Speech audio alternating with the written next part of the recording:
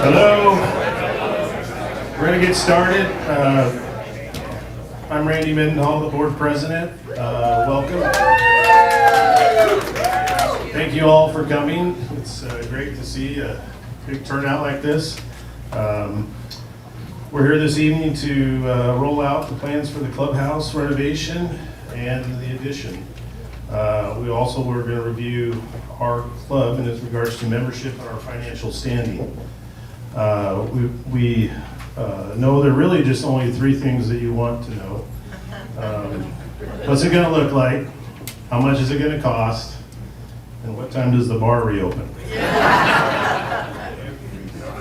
got that in the reverse order.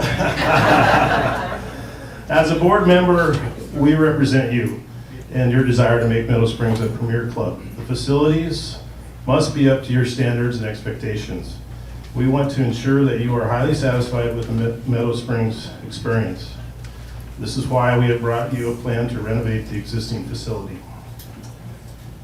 This building has served us well, but it is 25 years old and it needs substantial updating.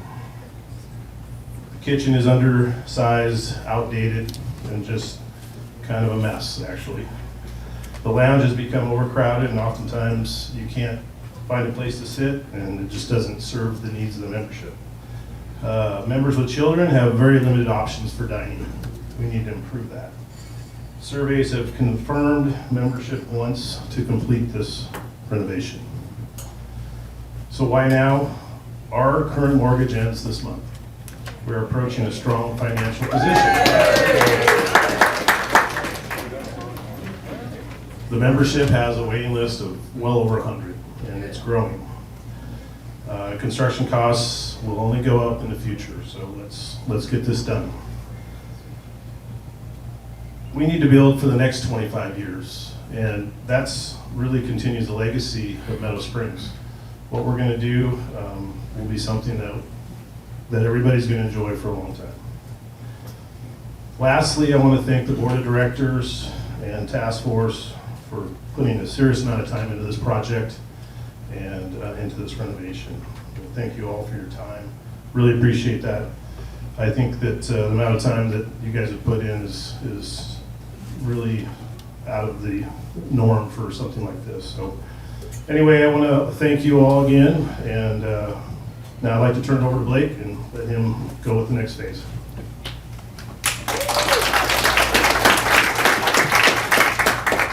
Great, thanks, Randy. Why am I still up here?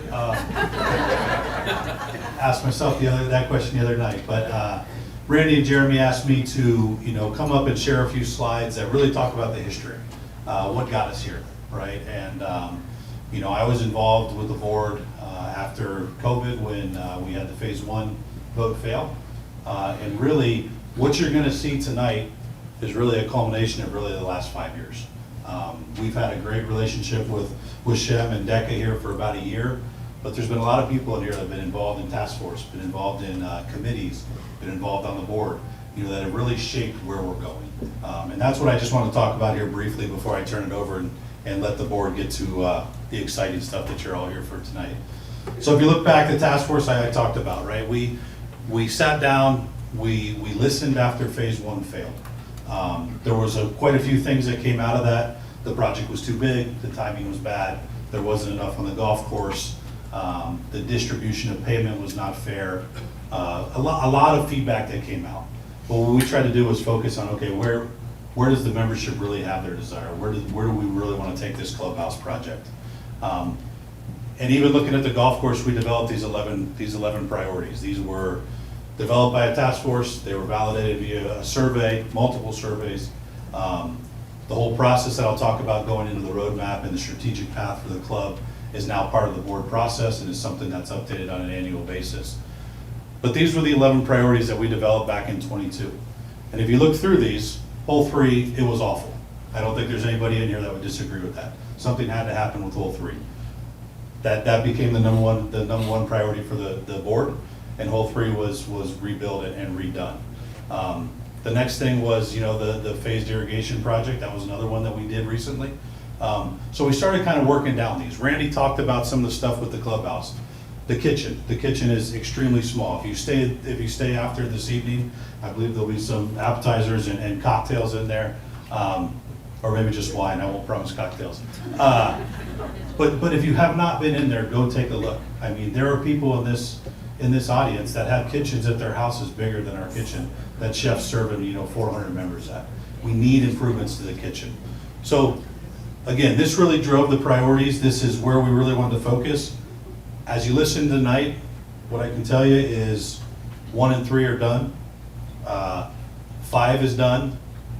8 is on its way to be done. And you'll hear about the rest of the clubhouse renovations. At the end of the day, these 2 will be the ones that are on the outstanding plan. Everything else on here, I think you'll be able to agree with the proposal that's being put forward tonight will be taken care of. So where did these task force go, right? One of the things we heard is the board was too nearsighted. The board was only looking at the next year, maybe the next 2 years. This roadmap here that's on this slide is the same roadmap that you see over here. This is now a strategic roadmap that the board has. It's part of the board policy, has to be updated on an annual basis. That gives the membership an idea of where funds are going to be used. I acknowledge that this does not know whether it'll be an assessment, whether it'll be used with internal funds. But again, it just gives you a general idea of where we want to go. I'm not sure. That date's wrong. That date's wrong, clearly wrong, 2050. That's why we should make changes on the fly. That's a big assessment. But that's where we're at. Top line is kind of where we're at currently, gets us through today. Bottom line is where some of those next projects are taking us out to 2035, 2034. This is a big one, and I'm not going to go through this and read this. But I want to point something out. One of the biggest things we heard after phase 1 was not enough was being done on the golf course. I think the board listened. I think the board understood that. This breakdown here, everything on the right is equipment that's bought for the golf course on an annual basis. Everything on the left are projects that have been done since 21 when COVID happened. Everything since then that's been done on the golf course. There's a list of the ways we've done things here, right? There's been assessments. Hole 3 was an assessment. There's been existing funds that have been used for things like the Golf Learning Center, assessments for the irrigation project. We were able to use existing funds for the water treatment, the water delivery project down on Hole 10. And then we were actually able to get creative thanks to some of the board members' thoughts on the golf cart storage, right? That was number, 6 or 7 on the priority list. That's being done, and as someone who doesn't have his own golf course, it's not costing me anything, right? We were able to find a creative way to get that done. So I think this addresses some of the concern, right? What you'll see tonight, there's actually some benefit to the practice facilities for the chipping and putting green that you'll see as part of this project. But this is a clubhouse project. So this is intended to show you what we've done on the golf course. We've listened, we've spent the last number of years focused on the golf course. This is the next step to get us to the clubhouse renovation that we want. So I'm gonna sit down, I'm gonna enjoy the next few presentations myself because this board is working tremendously hard. I think you look at something, we mentioned that that this clubhouse is winding down now. The mortgage is over here this month. This is the opportunity to take this to the next step, and it's going to take board members, committee members, membership involvement. But it really is an exciting project. So I hope you like what you see this evening. Jeremy, I'm going to Brian. No, John. All right, I'll turn it over to John.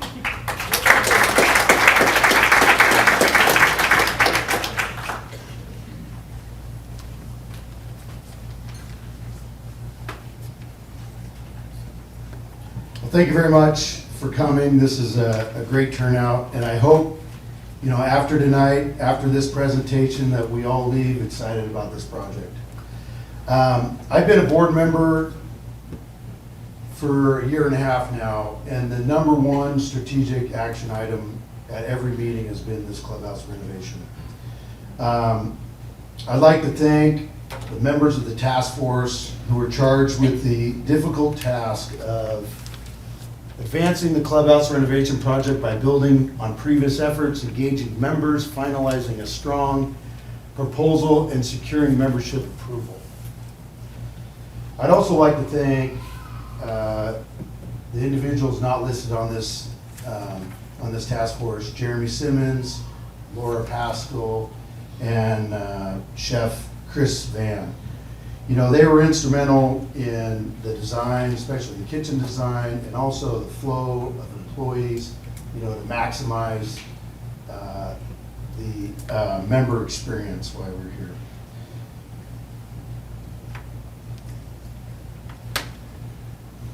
So the task force process, this in one slide is really the culmination of about a year's worth of work. And everyone on the task force knows how hard we worked to get here. But essentially, you know, we started meeting with Meredith and Shem of Deck Architecture. We gave them our ideas on what we wanted to see. They came back with 4 conceptual drawings. We were able to narrow that down into one drawing.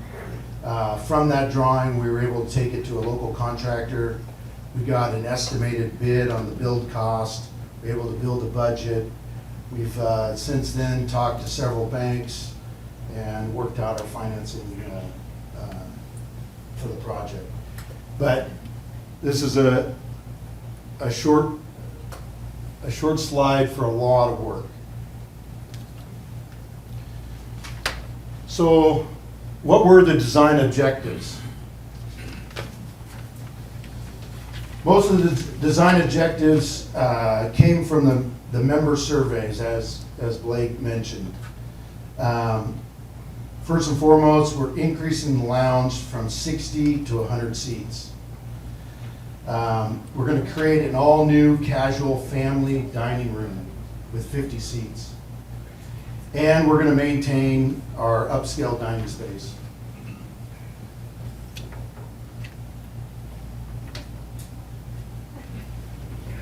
Of course, as Blake mentioned, and Randy, you know, our kitchen is not adequate to really serve the amount of members that we have. So our kitchen will be increased 30% in size. This will be a full kitchen remodel.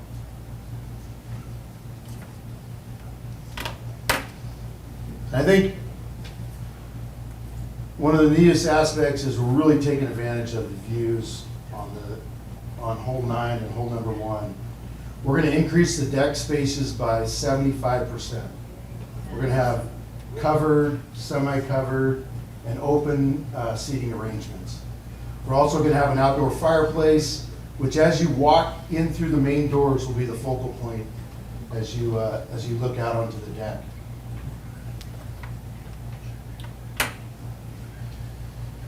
Harmonize the club's atmosphere with the latest upgrades. We will be working with Meredith and her team to pick out fixtures, floor colors, all the fun stuff to make the renovation look modern.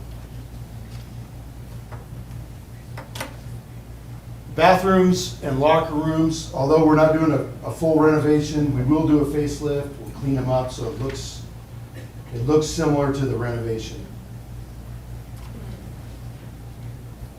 The downstairs will really, it's going to get reformed, and it's hard to explain. But we're going to add office space. There'll be a new conference room, and there'll be a lot of efficiencies created down there. This will really become clear once Shem shows you the floor plans. It's more than likely we're going to lose our second putting green above hole number 9. The renovation is going to push out that way, so we're committed to redoing the chipping and putting area in front of the clubhouse. Additional benefits, we're going to add additional parking to the main lot, relocate the boardroom, which can be used as a private dining area upstairs. Adaptability of spaces for multiple uses, increased efficiency of services, improve the snack bar, and provide appropriate space for the honor bar. There's a lot of additional benefits, and it'll be easy to see once you see the fly-through from Shem and the floor plans.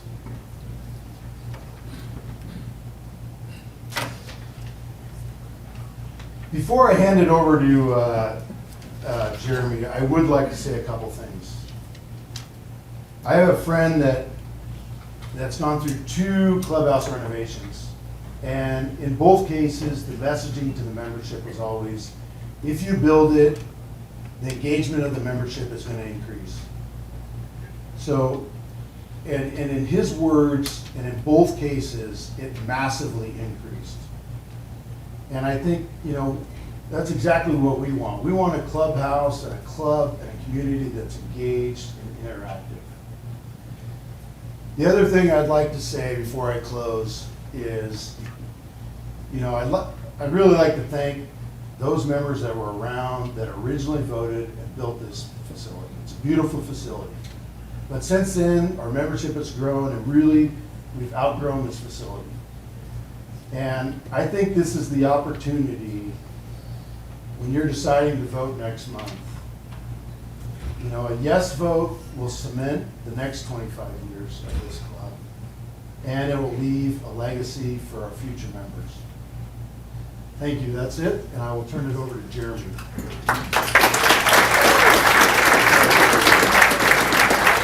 Thank you, John. So I don't really have any notes for you. I just want to give you a couple of points. Up to this point, we really haven't had any questions, and that's kind of what we were hoping to have. So we know the next piece is going to be a lot more interesting, frankly. And so what we'd like you to do is on your agenda, there's lines on the other side.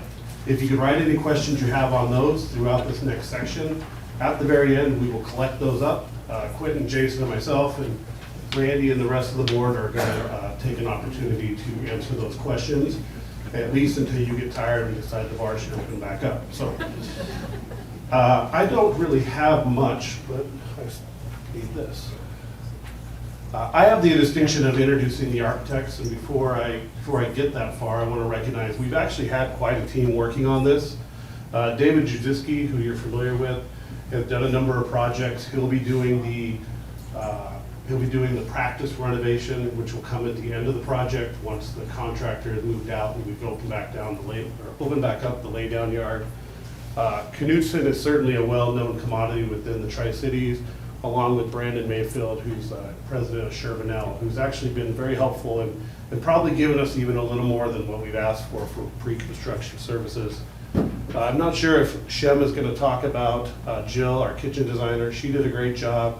She's unable to be here, and so is Meredith. She's on your agenda. We had hoped she was going to be able to make it, but she's actually had a little bit of a medical issue, so she's unable to come. So I would like to introduce Shem and just speak a little bit about it. We went through probably about 6 months of interviewing architects, all local. We knew we didn't want to get some national company in here. We considered Portland and Seattle to be our most local, and they have a ton of experience. Their resume is online. Their resume is going to be on the new website that will open up, and I think he's done a great job, and I'll hand it over to him.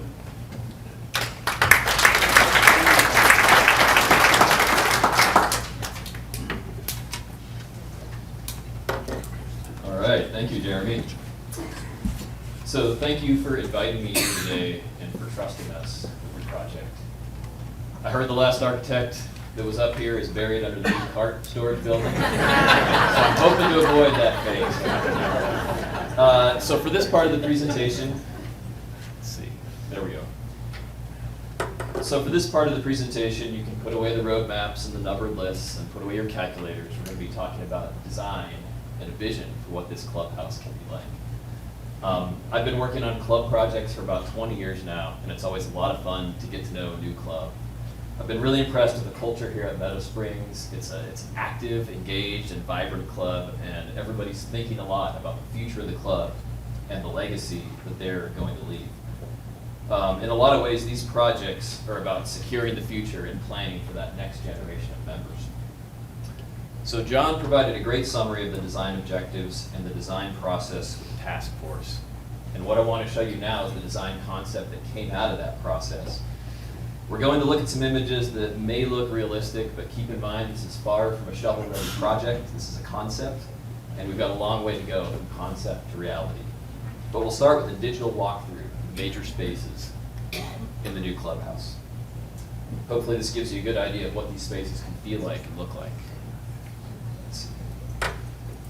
So hopefully you all recognize the main entry to the clubhouse here. And as we step into the lobby, you'll probably notice a few updated finishes, but hopefully your eye is drawn to the new covered deck that will act as a focal point for the new spaces in the building. So we see this deck as a hub of social activity in the club, linking together the new dining areas with access and views from all areas. So moving left, we step into the new casual dining room. This is more of a lively, all ages experience. The mix of booths and tables, it's flexible and fun seating for families and those looking for a less formal experience. Moving back past the deck again, we're going to turn and enter the fine/flex dining room. So this is a multi-use space with a more upscale character and an intimate setting. The fireplace and the wine display wall give it a cozy feel. It's warm, it's inviting.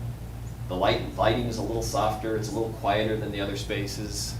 You can really imagine a winemaker's dinner and another culinary experience taking place here. And then moving back into the hallway, we'll make our way into the new lounge. And so with close to 100 seats, this room has nearly double the capacity of the existing lounge. It's a casual, airy space with a vaulted ceiling and wood trusses that echo the existing wood trusses on the outside of the building. We have a nice fireplace, we have TVs, and a bold new bar in back with plenty of seating. There's still an entry directly from the cart area to the east, but also doors directly out onto the new central deck. And so this central deck is probably my favorite part of this design. And we really heard how important it was to have a variety of seating options that could be comfortable in all types of weather. And so parts of the deck are covered and well shaded. Some parts are protected from the wind. The whole deck is oriented around an outdoor fireplace that serves as a nice visual focal point. And moving back, you can really see the different seating experiences and visual connections from the deck to the other spaces in the club. And while we're dramatically changing the interior of the clubhouse, we also know it's important that the exterior design respect the existing architecture. And the existing clubhouse is a really nice building. It's got elegant proportions, materiality, and details, and we'll use a lot of those same materials and shapes to ensure the new addition will fit right in. You can see the addition has the same gable shape and wood truss look as the existing building, and we hope it'll blend right in and look like it's always been there. And to the left, you can start to see that new patio. There's a small patio on the left side of the addition. We're calling it the golfer's patio, and a direct entry into the lounge. And so hopefully this gives you a feel for the vision and what these spaces could look like. And I think Jeremy will have this video on the website, so you can watch it again later if you like. So I know that video was a lot. Hopefully nobody got dizzy with excitement about the new design concept. But we'll take it down a notch with some discussion of the site plan and the floor plan. So the site plan shows the existing building in white and then the addition areas in orange. You can see we're expanding to the north for the dining spaces and the decks, but we're also expanding at the southwest corner to add additional capacity for the ballroom. So because of those north additions, we're losing that really popular north practice green. That's very disappointing to folks. But we are adding, as part of the project John mentioned, we are redesigning the practice area here. And so the golf course architect has a concept for a new practice putting green and a chipping green with the sand area in the middle. We don't have a lot of details developed yet, but he's confident there's plenty of space for a great practice facility on that east side. And he's really excited about the possibilities of getting into that practice area design. So moving to the floor plan. This is a plan of the main floor. It gives you a good idea of how the spaces are laying out. A big part of this project is expanding that kitchen. And so that existing kitchen wall, that west wall of the kitchen is right about here. And we'll be expanding that space to basically take over the small portion of this ballroom. We'll be increasing the space of the kitchen by about 50%. And that's important because the kitchen is, as has been mentioned, the kitchen is really undersized. The circulation is really tight, which causes conflicts in circulation flow in the kitchen. It slows down service, and it also causes safety issues. The expediting area where the dishes are staged before before they're served. It's about the size of this podium, so you can imagine all that food going out to all the members and through a space that's fairly small. You'll get a chance to see it after the presentation. So there's not a lot of space to serve the club as it is now, let alone these larger new dining areas. So it's important that we expand that. And we're also adding an elevator right here, and this will be a code requirement. We're doing enough work to the building that building code will require that we provide accessibility to the lower level. But we've placed this elevator in a spot that it can also be used by the kitchen staff to bring heavy loads up and down to the kitchen. And I don't know how many folks are aware, but pretty much everything that goes into that kitchen and comes out is carried by hand up that interior stair, including all the large 55-gallon garbage cans that come out of there. So it seems like an accident waiting to happen, but hopefully we can improve that.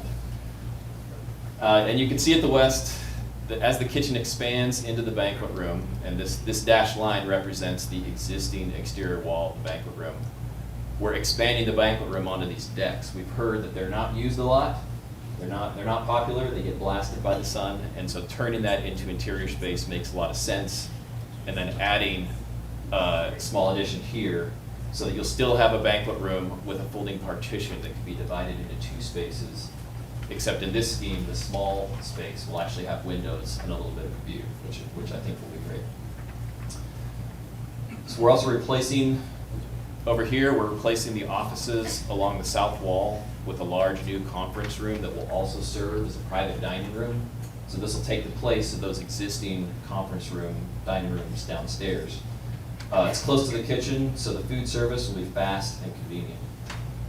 We talked a little bit about the lounge already, expanding this lounge to the north, and then the old lounge is turning into that fine/flex dining room, which will be a great multi-use space that can be used for all sorts of things. Overall, we have about 6,000 square feet of additions on this level, and we're remodeling about 7,000 square feet. So a fair amount of the clubhouse will be impacted by the project. So I'll move to the lower level. Not a lot is happening down here. It's not changing a lot. We are taking the opportunity to add new cart storage under the addition. We're adding a keg cooler directly below the bar, so that'll be a little bit easier for folks to manage and hopefully improve the quality of the taps here. We're moving the offices down to where the conference rooms are now and creating a new conference room. And so we'll be able to get some of the staff out of their offices. Some of them are in storage space right now, so we'll be able to get them into a nice professional environment with things like windows and nicer finishes. As Jeremy mentioned, we're creating a new larger space for the snack bar and the honor bar. And then you can see where that elevator comes down in a great place for access to the receiving and storage area, and also access for members who want to use the elevator. It does impact the women's locker room a little bit, but we'll do a finishes refresh in the locker room, so those will be spruced up and should be a little bit nicer. So just switching gears and jump back into some views of the main space and talk a little bit more about the design thinking behind them. So the lounge we really see is the heart of the club. We know this space we want this space to be casual, spacious. It's still a 21 and over space. But we really want to elevate the aesthetic, bring in some more wood, some vaulted ceilings, some nicer lighting. The space will get all new furniture. It'll still have fantastic views straight out onto the course. And of course you can walk right out on the deck and you can enter directly from the cart area. I think it's nicer than the current lounge, but it'll still be a great casual space for gathering after golf. And we're really envisioning a space with some great character. It's not too fancy or stuffy, but it really has some warmth and some visual focal points. The fireplace over there is probably a good spot to set up for the band. We have a really nice spacious bar in back with seating and a bottle wall, plenty of TVs.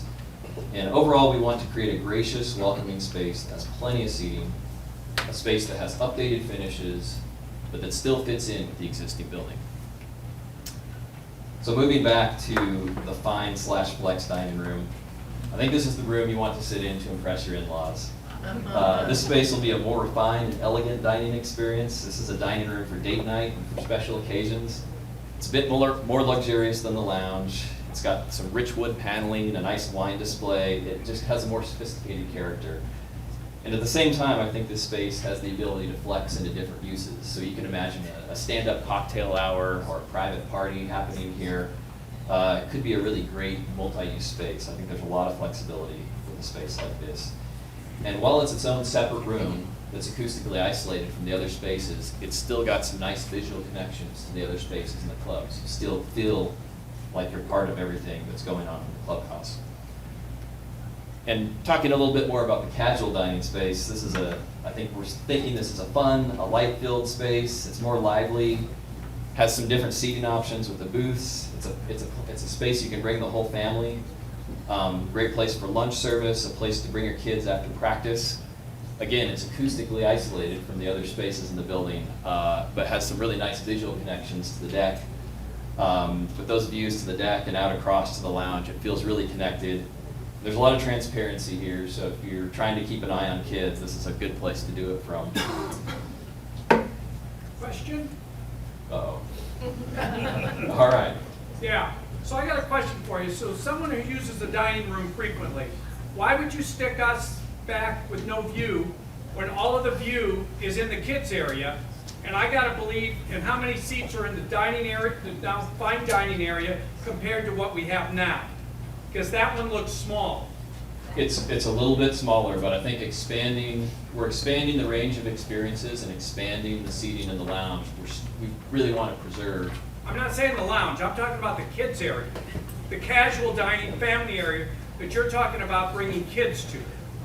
So are there that many parents that, and I don't know, are there that many parents that come with kids to eat there that would not fit where the fine dining is? Yes. Yes. Oh, how about not an area for, to I'm bring just your kids? asking. No, I'm happy to. Hey, how about we hold the questions? We're gonna give you plenty of opportunity, but I think we wanna get through the You presentation. said there were no questions up till now, and that's where you wanted it to be. Write them down I now. got it, okay. No, I appreciate it, and we'll definitely have a chance for questions after the presentation. So back to the deck. So stepping out onto the deck again, we heard loud and clear that outdoor seating is a priority for this project. So this massive L-shaped deck seats 50+ people and has a variety of experiences. There are seats out in the sun with great views out to the course in Badger Mountain. There are seats in the shade. There are more intimate, cozy spots by the fire. There's covered deck areas where you can stay dry on a rainy day. And we really wanted a deck that was truly designed for all seasons and that maximizes the amount of time you can spend outside of the club. And so I'll play the fly through again while I wrap up, but I think we're really excited about what this design concept can offer. We believe it will dramatically improve the look and the feel and the function of the clubhouse. And most importantly, this design concept is driven by you. We started this process with a task force that represented a wide cross-section of the membership. And they've been fantastic to work with. Everybody's been really clear about the goals and the design objectives for the project. And I think we have a design concept that meets those goals. And I want to emphasize, it's a concept, it's a work in progress. There's a lot of room for improvement, but it's a great starting point. I think this design will create more opportunities for member dining, events, and bringing the whole family to the club. It gives the staff the spaces and the tools they need to deliver exceptional service. It creates more and better opportunities to sit outside and connects more spaces to those outdoor areas. It takes cues from the existing building architecture, but also elevates the look and the feel of the club.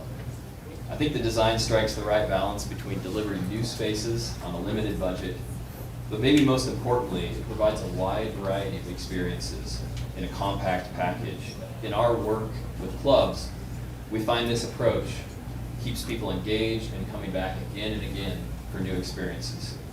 So overall, this concept is a good next step to meet your needs, increase the use of the building, and take the clubhouse to the next level. So I think with that, I'll turn it over to Brian and Kim to what everyone is really looking forward to, is the discussion of the costs and the financing.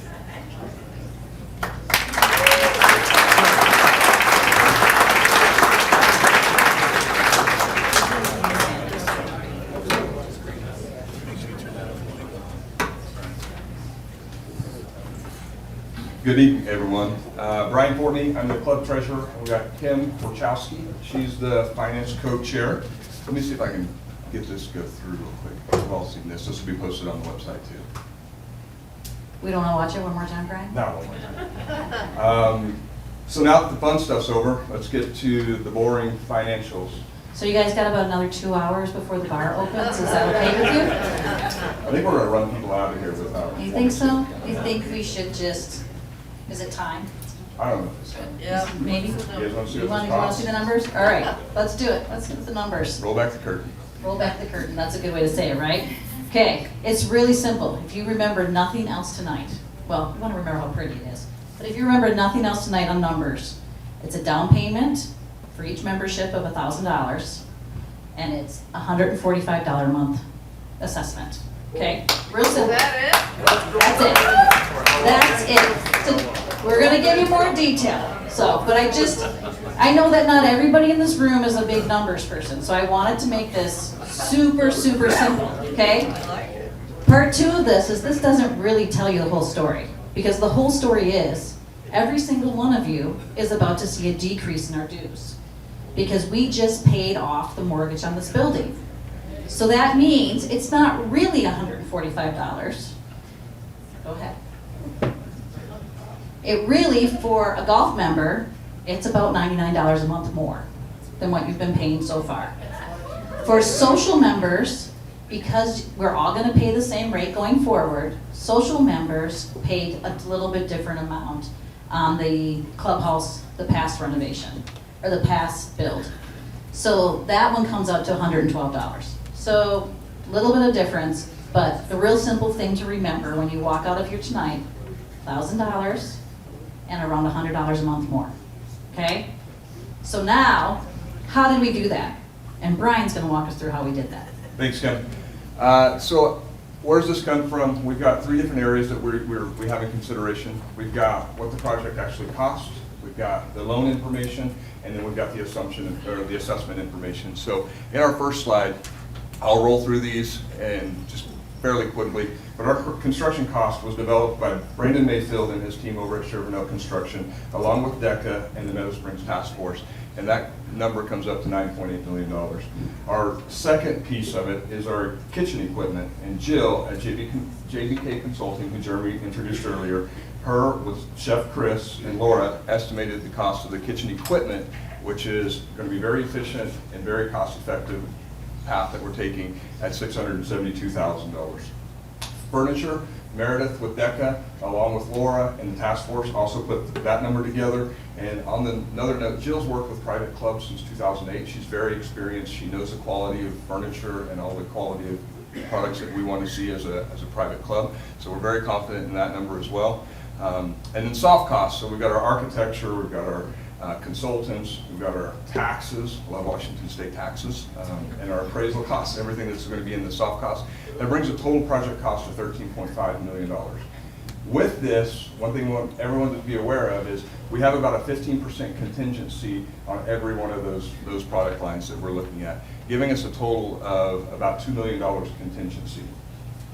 So pretty healthy numbers there. I think that all rolls up into a very respectable assessment number that you guys just seen from Kim, and we're excited about that number. I believe you guys are too.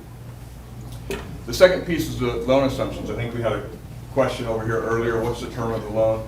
The term of the loan is 25 years. We've worked with 3 to 4 banks through this. It's actually 3 banks now because Community First and Apple were 2 of the banks that we worked with, and now they're 1 bank. So we worked with Community First, HAPO, U.S. Bank, who currently holds our current mortgage that we talked about ending this year, as well as Washington Trust to come up with these loan assumptions, or the loan assumptions. The interest rate, we're all expecting this interest rate to go down, but we're figuring high at 8%. So we could expect that to potentially come down a little bit further. And the attrition, what we're expecting is over the life of the loan that will only be at 95% capacity for the life of the loan, which will give us a little bit of a cushion in case membership for some reason happens down the road that we are able to cover this. And then by starting the assessment in October, we will be able to generate $3.5 million as a down payment to go to the bank with when we finalize and complete the loan. The last slide is our assessment assumptions. Blake mentioned earlier that that was a big sticking point in phase one when it didn't go through. And we heard feedback from a lot of members that they wanted the assessment shared equally. So through membership feedback, recommendation from the finance committee, and the approval from the board, we've shared this assessment equally amongst all memberships. We expect the construction to begin in early 2027. That's going to give us time to work with the architects, get construction drawings. We've got to get an appraisal done. We've got to get permits done. That just takes time. I know we all want this sooner, but I think early 2027 is going to be a very realistic time frame.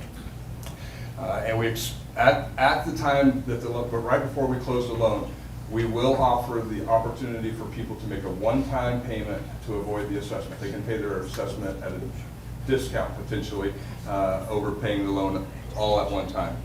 And then we will come back, and if it does come back lower, we will lower the assessment value or the assessment fee at that point if it comes back lower. And we're very confident in these numbers. We've got a lot of industry experts. We've got a lot of talented people in our club, and we're very confident in these numbers as we move forward. Okay, with that, we thought it was important to talk just a little bit about our club finances. So I'm just gonna make this real quick. I know the bar has to open back up soon. So we have 3 buckets that we use. You guys have heard this phrase before, right? We have an operations bucket, we have an asset equipment and replacement fund, and we also have an aspirational fund, right? Aspirational is where all the capital stuff comes in. We all know operations. We all pay those dues every month. Aspirational is what we're talking about tonight. Everything we're talking about is a capital assessment. We have no capital assessments today. I need you to remember that. There's no capital assessment. Everything we're talking about now, this will be the only capital assessment you're currently paying. But we do have an asset equipment and replacement fund, okay? Let's talk just a bit about that. Because our asset equipment and replacement fund, which we are going to call AER because I'm going to stumble over that if I keep saying that word. 65% of that money has been allocated to go towards the golf course. And I know when we talk about doing improvements around here, it's important to talk about the golf course because we need to make sure that we protect our most valuable asset. So this money, the way we protect this money and we protect the golf course is by understanding that this building's 25 years old and it's going to fight the bucket that's filling, the AR bucket that we're filling up with money, is going to be shared between the golf course and this clubhouse. If we want to make sure that money continues to be spent on the golf course, we do that by passing an assessment, okay? And I just think it's important that we all understand that because it's really important for the health of our overall club that we move forward together on this. One thing, Kim, we did find the error from earlier. The 2050 was supposed to be on this slide. Oh, not the other side. yeah. There you go. Yeah, because our AER fund was supposed to be fully funded in 2050. So that's where that error came from. All right. So just to be simple, because some of you don't like numbers. So we're going to go back and we're going to talk about does everybody remember what the most important number of the night was?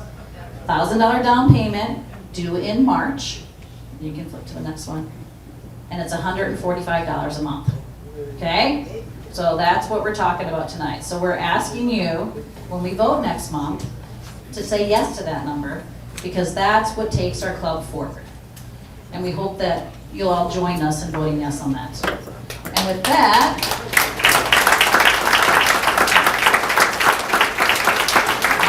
Thanks, Tim Bryan. So, just a little bit more. So here's what comes next, right? I promise we're getting towards the end. We're going to have a lot of this information to be put out on the website, but we also have a complimentary website that's going to go along with it that'll be just specific to that. You're going to get that as an email from Ashley probably on Thursday as we take any questions that we want to roll into that tonight. You're also going to get a brochure. It's going to come digitally, and I don't know, I had a copy of it. Going to come digitally and one sent to your home, so you get a chance to see a lot of these. Especially those that want to see the numbers, they'll be able to get it. The reason I say that, along with the other options that we're gonna have up there to promote it, is the board's gonna want a lot of feedback. At our next board meeting, which is the 28th, I believe, that's when the board will make a decision whether they're actually gonna recommend this assessment to you. And if that were to happen, we could be voting as early as September. Whoops. And it'll call about the 15th of September, so we'll know then. Assuming that all happens, there's still a ton of work. Shem kind of referenced that, everything that has to be done to get us from conceptual to design, and that's gonna take a pretty significant amount and quite a haul. And we'll be looking for a lot of members to volunteer to be part of that. Having been here in 2000 when we opened this clubhouse, I want to say we probably had 4 or 5 committees. The House Committee actually became probably the most relevant committee there for a little while. Not to say it outdid golf by any means, but it was certainly a big part of it. The construction period is going to obviously be over about a year, and that's a long time to be down. So we'll be looking at having temporary facilities. Jason and I have had a number of conversations about what golf operations looks like running out of the GLC. We're looking at using the tennis courts as a temporary clubhouse. They get kind of we're glamping at some point. But we were in trailers before. We think it's going to be a little better experience than we were back in 2000.